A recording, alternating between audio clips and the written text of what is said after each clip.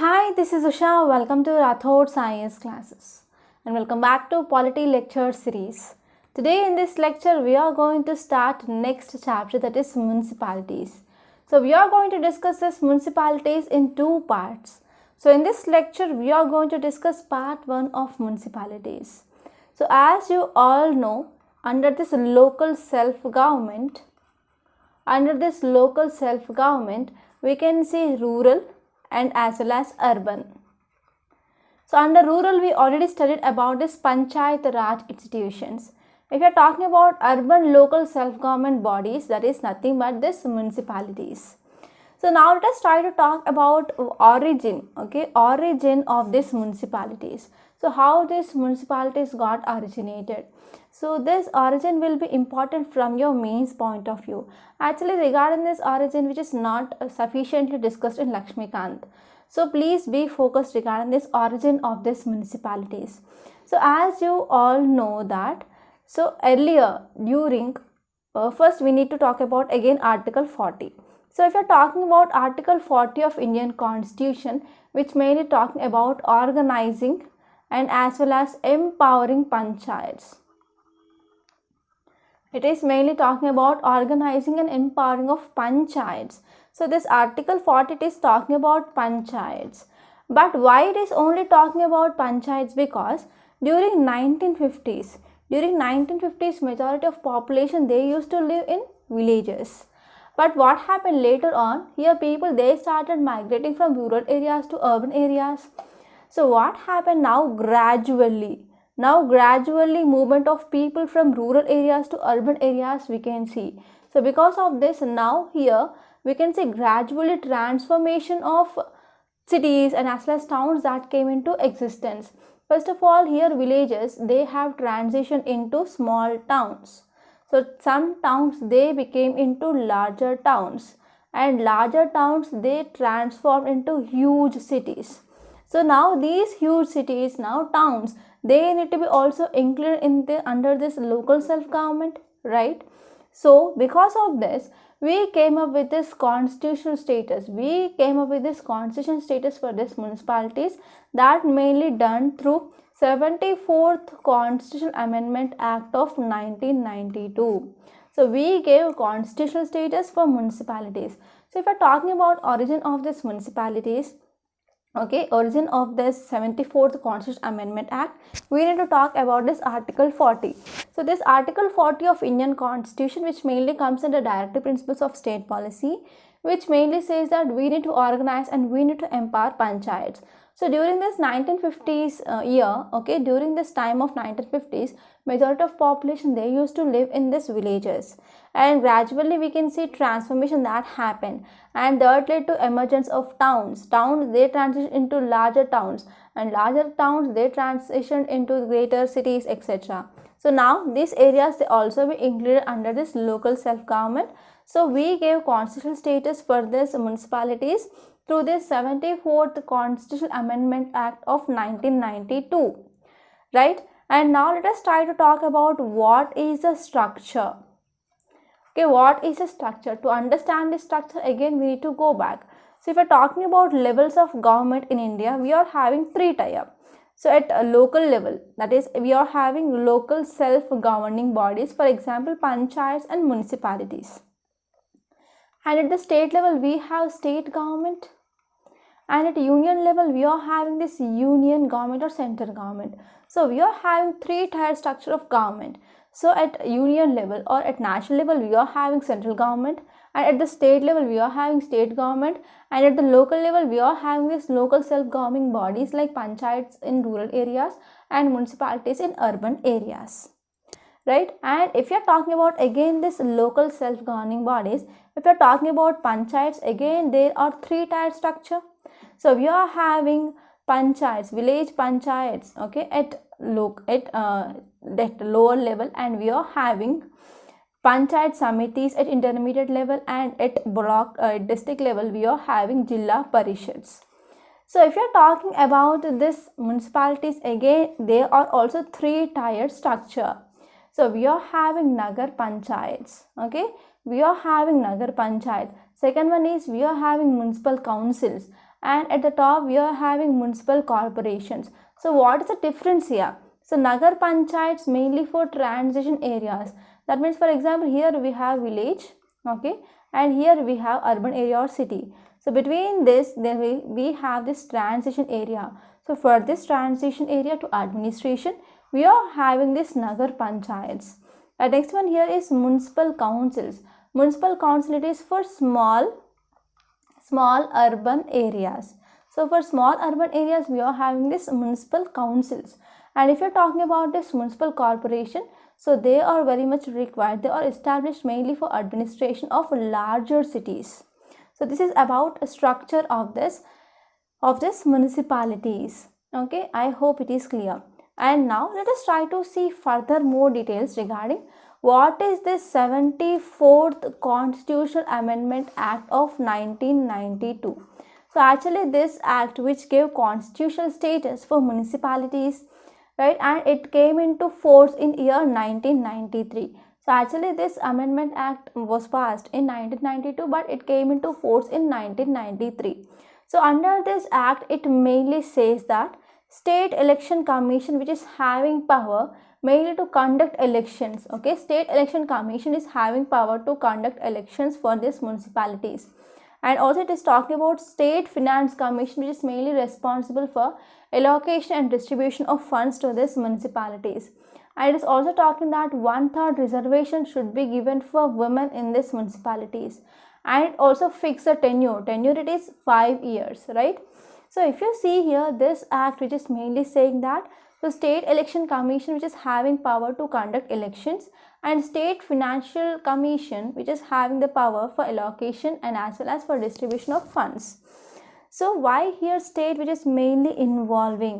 So because if you're talking about this local bodies or local government, which mainly comes under entry, okay, entry 5 of state list.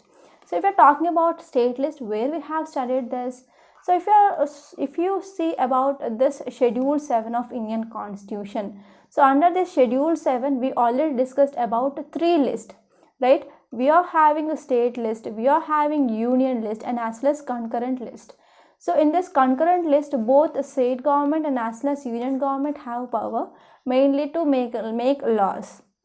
And regarding this union list, only the central government which is having power, right? And if you're talking about state list, here state government is having the exclusive power to make laws regarding this subjects which comes under this state list. So here this local government, which mainly comes under entry 5 of a state list. Okay, so here state which is having dominating powers in this local self-government. So one thing you need to remember here is, so here if union government, okay, if union government want to participate here in this local bodies, so it can give just a directions. It can give directions only for the state government, but it cannot enforce. It cannot enforce anything in this local government, because as we know here, this division of powers, that is federalism, it is one of the important concept. And even this federalism, it is mainly comes under our basic structure doctrine. So whenever union government, which is mainly imposing anything that need to be strictly and mandatory, that need to be followed by state governments, regarding this local self-government, means it will hamper federalism. As you all know, federalism, it is one of the basic structure of our Indian Constitution. So here in this local government, here union government can pass acts, okay, pass laws, but it cannot, okay, only the union government here is, it provided constitutional sanction. Okay, it passed this act and it came up with this 73rd Constitutional Amendment Act and as well as 74th Constitutional Amendment Act. So here the mere thing which mainly done by the union government is, it gave the constitutional sanction for this municipalities and panchayats.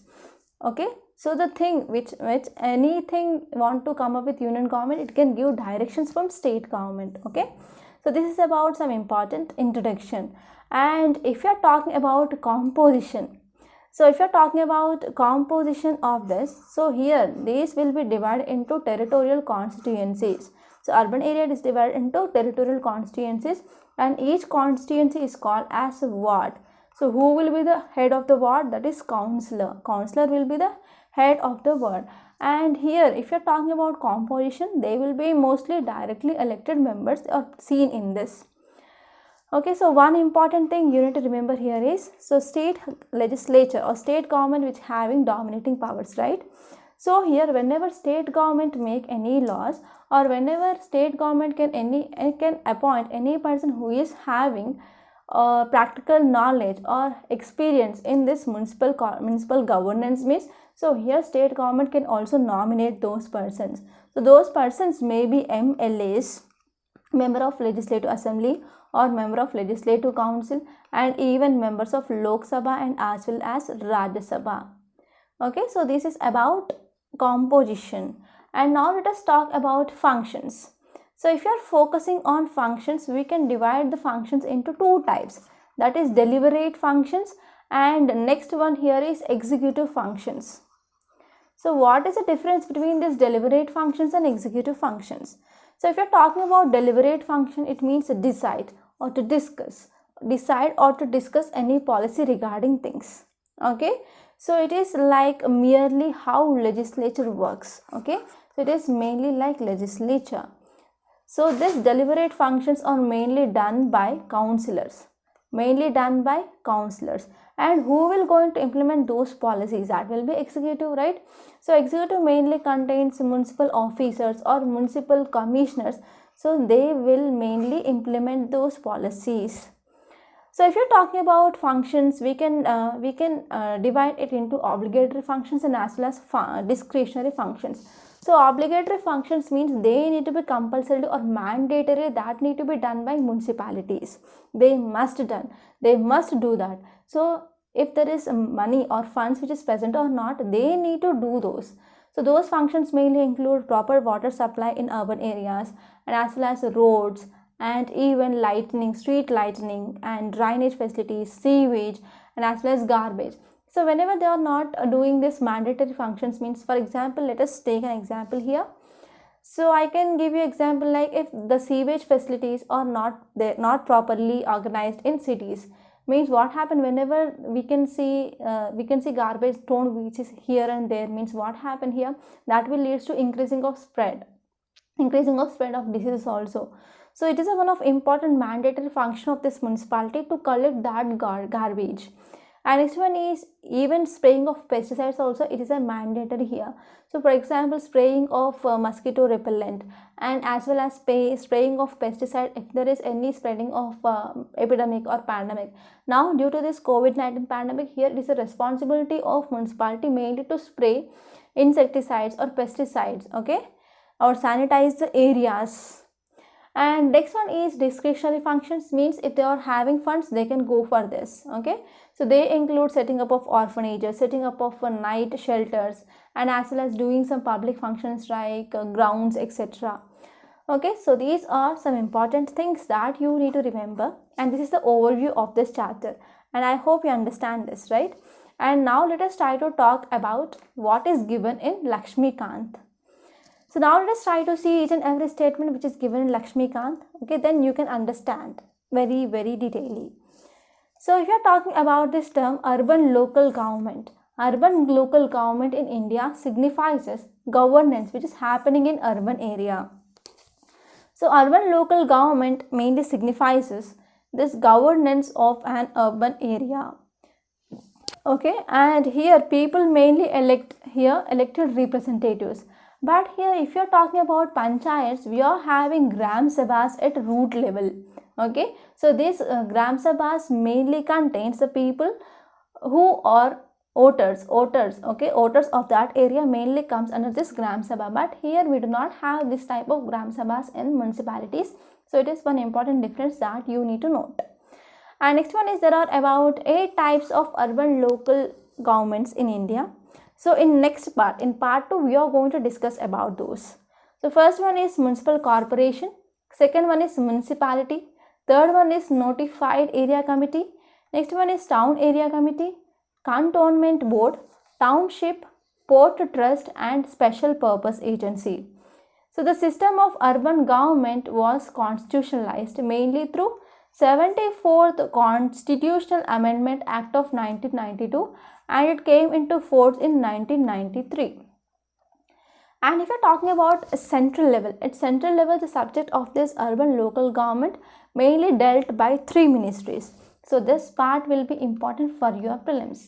So first one is Ministry of Housing and Rural Urban Affairs. Okay, Ministry of Housing and Urban Affairs. And next one is Ministry of Defense in case of cantonment boards. So you will understand this ministry's role in next lecture, in next part. And next one is Ministry of Home Affairs in case of any union territories. So these are the 3 important central ministries mainly dealt with this urban local government. Now let us try to talk about evolution of this urban bodies. So if you are talking about historic perspective, so it is during this British rule time. So institutions of this urban local government which has been originated and developed in our modern India during our British rule time onwards. So during the period of this British rule onwards, we are having this urban local governance bodies, and this urban local governance mainly originated and developed in modern India during the period of British. Okay, and the major events which happened during this British time was, so in 1688, so in 1688, the first municipal corporation in India was set up. The first municipal corporation in India set up at Madras. So this is one important prelims fact, not only for UPSC but also for other state public service examinations. And later on in 1726, municipal corporations, they were also set up in other areas like Bombay and Calcutta. And later on in 1870, Lord Mayo came up with a resolution, that is Lord Mayo's resolution of 1870 on the financial decentralization, which mainly visualized the development of local self-government institutions. And next one is Lord Ripon. Lord Ripon came up with the resolution of 1882, and it is mainly called as Magna Carta of local self-government. He also called as father of local self-government in India. And later on we came up with the Royal Commission on Decentralization, and report submitted in year 1909. And under diarchical system, okay, diarchy means we can say dual government or double government, which came up through this act of 1919. So we already discussed in detail regarding this acts in our first lecture of Lakshmikant. So during this diarchical scheme, that is dual government scheme, local self-government, that became a transfer subject. And later on in 1924, cantonment acts mainly passed by central legislature.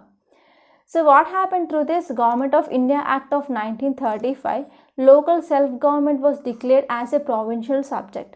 So these are the some important evolution or history of this municipalities in our country.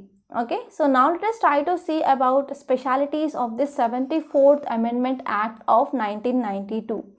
So if you're talking about some important features of this act, so this act mainly added one new part, that is Part 9A. So in earlier lecture in Panchayat, we studied that Part 9 mainly added through 73rd Constitutional Amendment Act, and 74th Constitutional Amendment Act added this Part 9A to our Constitution.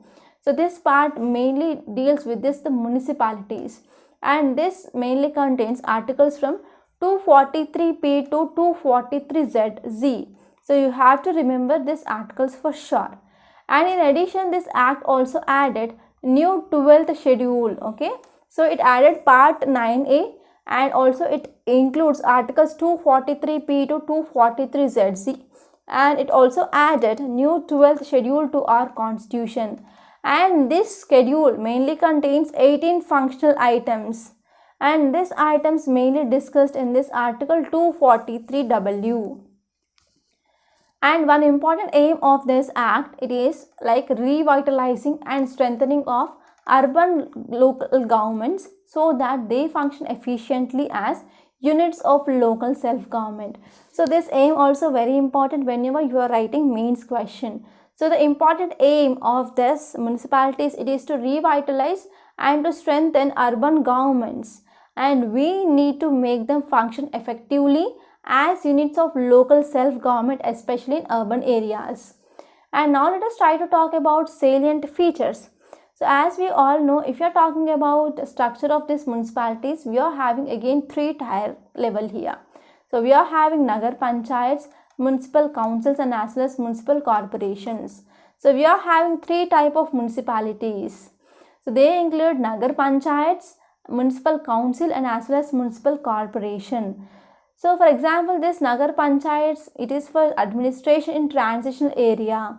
So if you have village here and if you have city here, so between this transition area, whenever we want to go for administration, so that is done through this Nagar Panchayats. And municipal council for small urban areas and municipal corporation for larger urban areas like for example Mumbai, that is Bombay, and also like Hyderabad, Kolkata, Chennai, etc. So in these areas we are having these municipal corporations. So now let us try to see composition. So if you see composition, all members of this municipalities, they are elected directly by people of municipal area. So from that area, people mainly elect their members directly. Okay, mainly for this purpose of elections. So this municipal area will be divided into territorial constituencies. So territorial constituency is known as wards. Who will be the head of the wards? That is councillor. And the state legislature also having more dominating powers here, right? I said earlier. So as I said earlier, state legislature can provide or may provide a manner of elections of chairperson of municipality. And it also can nominate a person who is having a special knowledge or experience in municipal administration.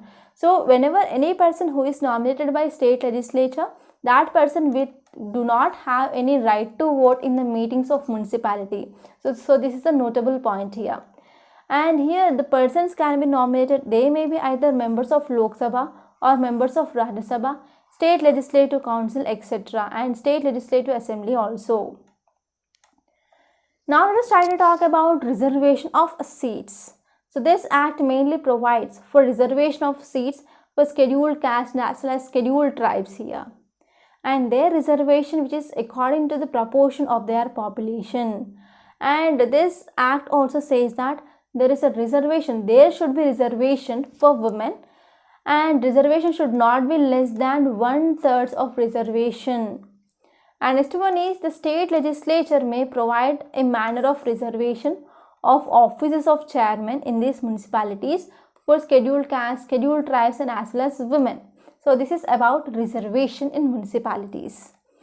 And now let us talk about duration of these municipalities. As I said earlier, the term which is mainly fixed under this act, it is 5 years of tenure. But here these municipalities, they can be dissolved before the completion of this 5 years of term. So in this context, they need to go for fresh elections and they need to constitute municipalities before the expiration, okay, of duration of 5 years.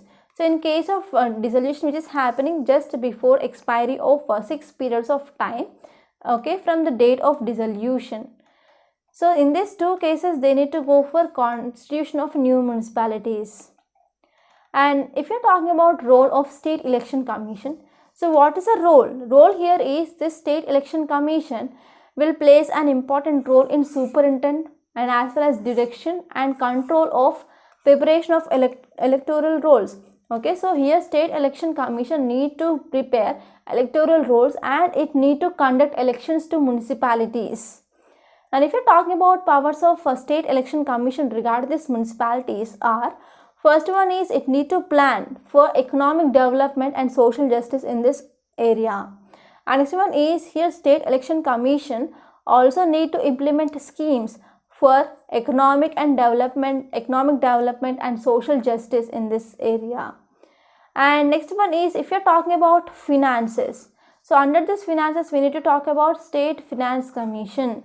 So state legislature, they may authorize municipality to levy, to collect, to appropriate taxes, duties, tolls and fees.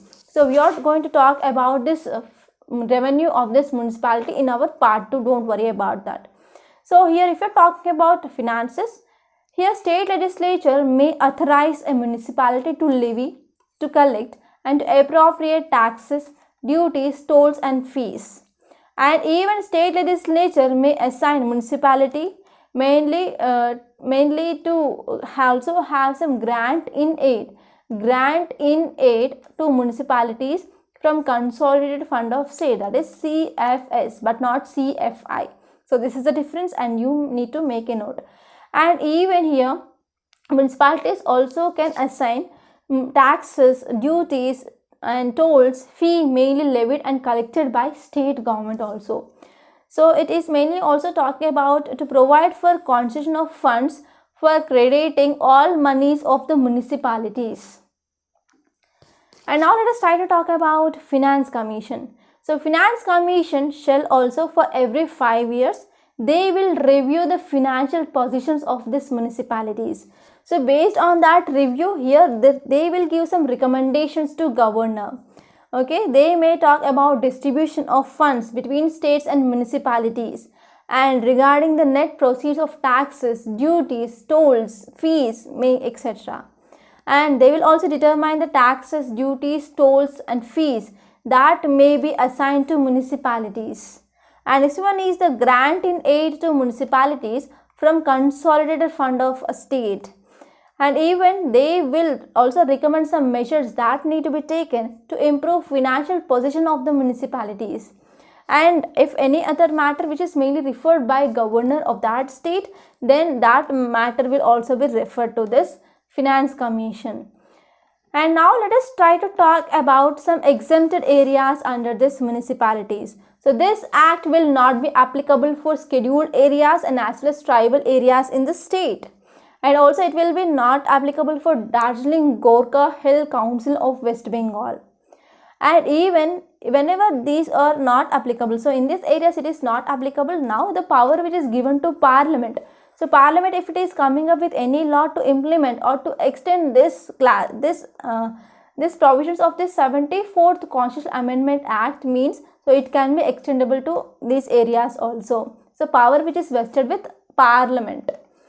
And now let us try to talk about what is this District Planning Committee. Okay, so if you're talking about this District Planning Committee, so every state, they shall constitute, that means they should mandatorily, compulsorily, they need to constitute this District Planning Committee. So it is at district level. So what are the functions of this District Planning Committee? So this District Planning Committee mainly that will consolidate the plans which are mainly prepared by panchayats and municipalities in the districts, and they will finally come up with a draft development plan for district as a whole. For example, if you see in district, we are having rural areas here and we are having urban areas here, right? So what happened, whatever the plans they are coming up, they will be consolidated by this District Planning Committee as a whole. And state legislature may also make provisions with respect to following like composition of these committees and also regarding elections of the members of these committees, and as well as functions of these committees in related to district planning. And even it also talks about elections of the chairpersons of these committees. And one important thing that you need to remember here is under this act it said that 4/5, okay, 4/5 of the members of this District Planning Committee, and these people they need to be elected by elected members of district panchayats. And chairperson, what happened here, whenever these committees are formed and chairperson is there, no, so this chairperson they need to forward the development plan to state government. Okay, so now let us try to see what are the some important things which are mainly regarded to this draft development plan. So they will take into consideration common interest between panchayats and as well as municipalities. For example, they take into considerations like spatial planning, sharing of water and as well as other physical and natural resources. And they will also take into consideration like integrated development of infrastructure and environment conservation, etc. And they will also come up with extent and type of available resources, whether financial otherwise. And they will also go for consultation with other institutions, organizations as the governor of that state will specify. Okay, so this is about this committee. And now let us try to talk about this Metropolitan Planning Committee. So what is this Metropolitan Planning Committee? So this metropolitan area, every metropolitan area, they need to have this Metropolitan Planning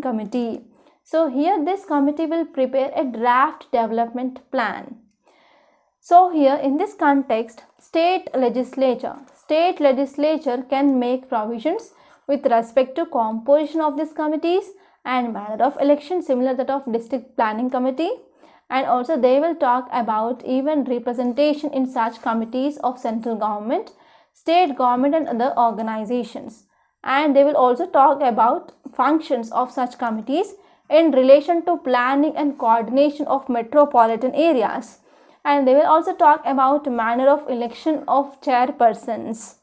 And here this act also says that regarding this metropolitan planning committee, about two-thirds of members of this metropolitan planning committee, they need to be elected by elected members of municipalities. And if you're talking about chairpersons, so chairpersons, they need to, chairperson of this, they need to be from that amongst themselves. So if you're talking about preparing of this draft development plan, they need to take into considerations like, so planning or plans which are mainly prepared by municipalities and panchayats, they need to be taken into considerations, and they need to take matters of common interest, okay, and they need to take into considerations overall objectives and priorities which are mainly set up by Government of India and Government of a state. And next one is they need to also take into consideration like the extent and nature of investments they are likely to make in these metropolitan areas. And next one is they need to consult other such institutions and organizations as governor may specify. Okay, so this is about metropolitan committee. So I think in this lecture I discussed detailedly about this part 1 of municipalities, and in part 2 we are going to discuss types of this urban government, and as well as we are going to see finances of municipalities. So I hope you enjoyed this lecture. Please subscribe to my channel and don't forget to like, share and comment my videos. Thank you so much.